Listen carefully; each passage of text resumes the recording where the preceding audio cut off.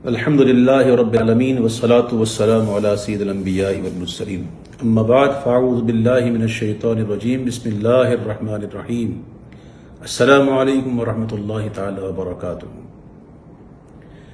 اس وقت میں اپنے سنی مسلمان بھائیوں سے مخاطب ہوں۔ اب بارہا میں کہہ چکا ہوں کہ میں سوشل میڈیا کو پسند نہیں کرتا، نہ میں اس میں شامل ہوں کہیں، کیونکہ سوشل میڈیا پر جو خبریں چلتی ہیں نا وہ بڑی مسالے دار ہوتی ہیں، وہ پتہ نہیں کتنے جھوٹ اور سچ مکس ہو کے وہ جب جاتی ہے تو کئیوں کے لیے پریشانیوں کا باعث بن جاتی ہے۔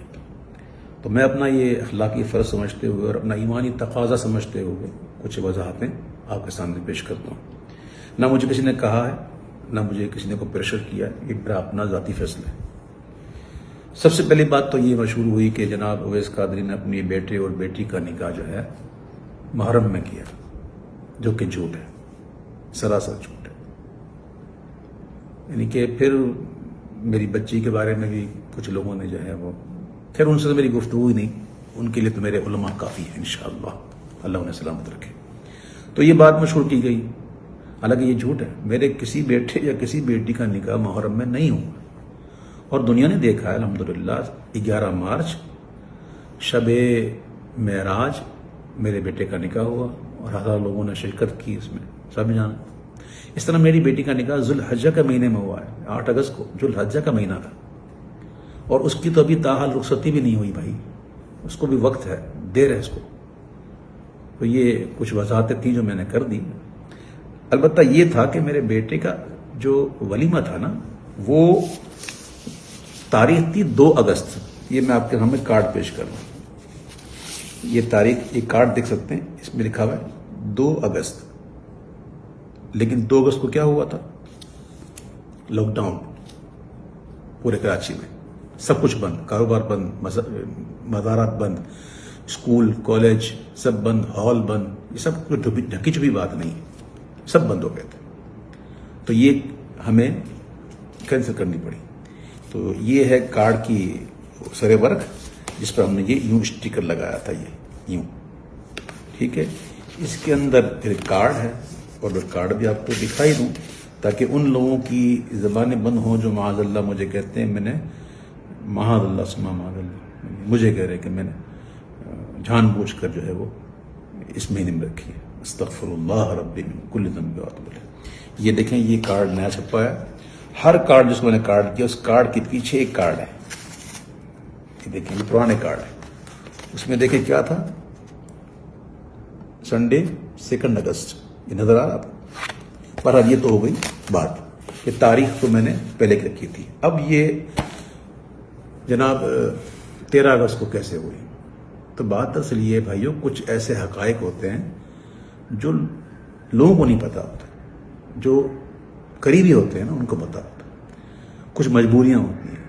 اب لوگ کہیں گے کیا مجبوریاں ہوتی ہیں؟ تو میرے بھائیوں میں اس موقع پہ یہ دعا کروں گا کہ اللہ تعالیٰ آپ کو ایسی مجبوریوں سے بچائے، کسی کے ساتھ بھی ہو سکتا ہے، کسی کے ساتھ بھی ہو سکتا ہے۔ میں الحمدللہ جانتا ہوں کہ وہ کام جو اگرچہ جائز ہو لیکن فتنے کا باعث بنے تو اس سے بچنا ہی احوط ہے، میں جانتا ہوں۔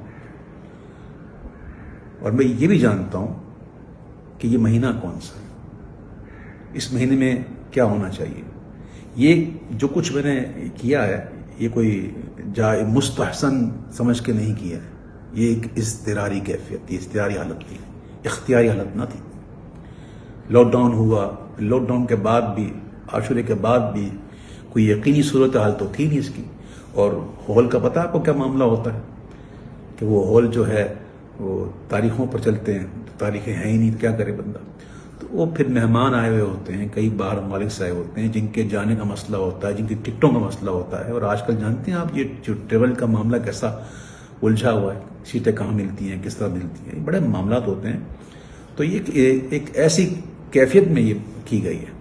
اس کے باوجود الحمدللہ، یہ میں بتاؤں الحمدللہ کہ ہمارے یہاں، میرے یہاں الحمدللہ شادی میں گانے باجے، ناچ ڈانس، پارٹیاں یہ نہیں ہوتی، چاہے محرم ہو یا نہ ہو۔ الحمدللہ میں امیر اہل سنت مولانا محمد الیاس عطار قادری کا تربیت یافتہ ہوں، ان کی صحبت میں رہ چکا ہوں، اللہ کا شکر ہے۔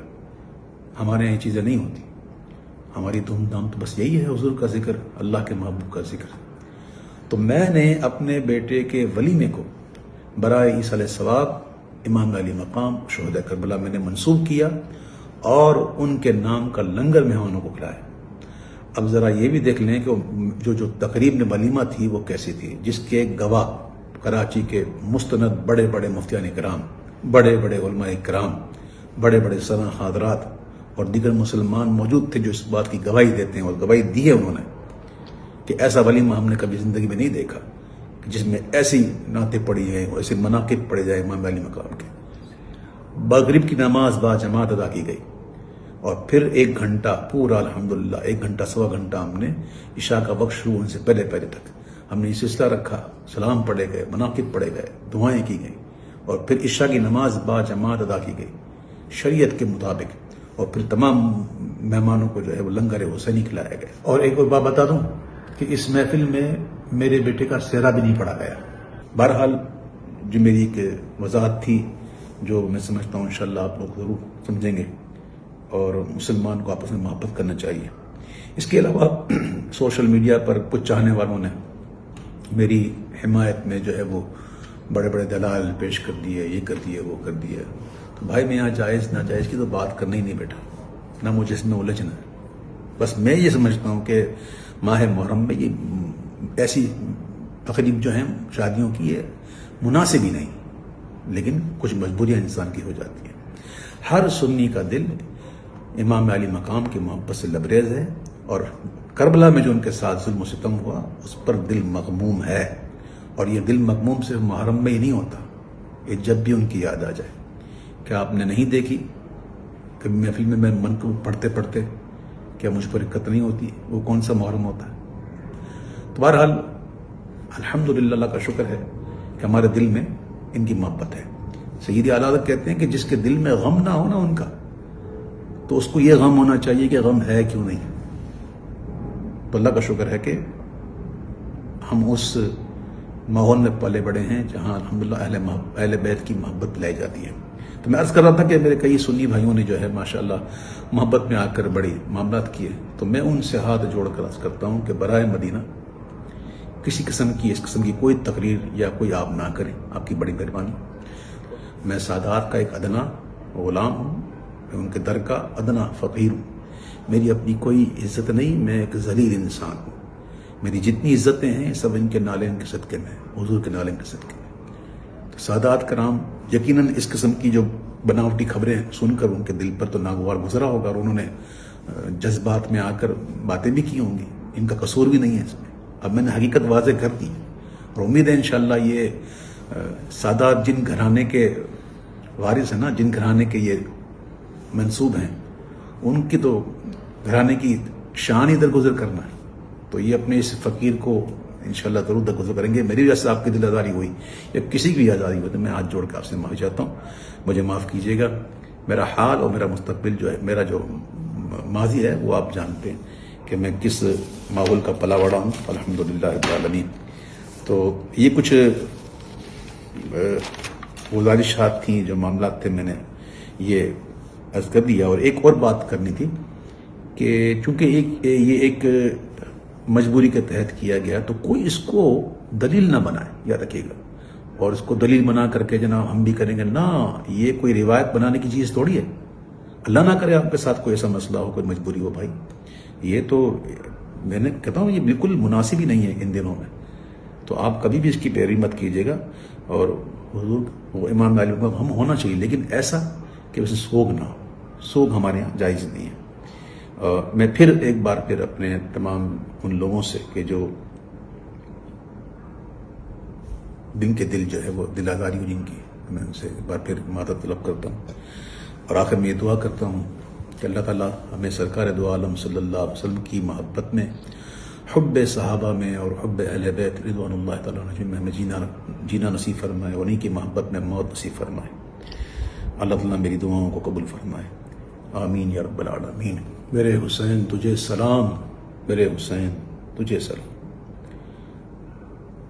انہیں سلام منور یہ چاہتا ہے جی، تمام عمر لکھوں اور نہ ہو تمام سلام۔ السلام علیکم ورحمۃ اللہ وبرکاتہ۔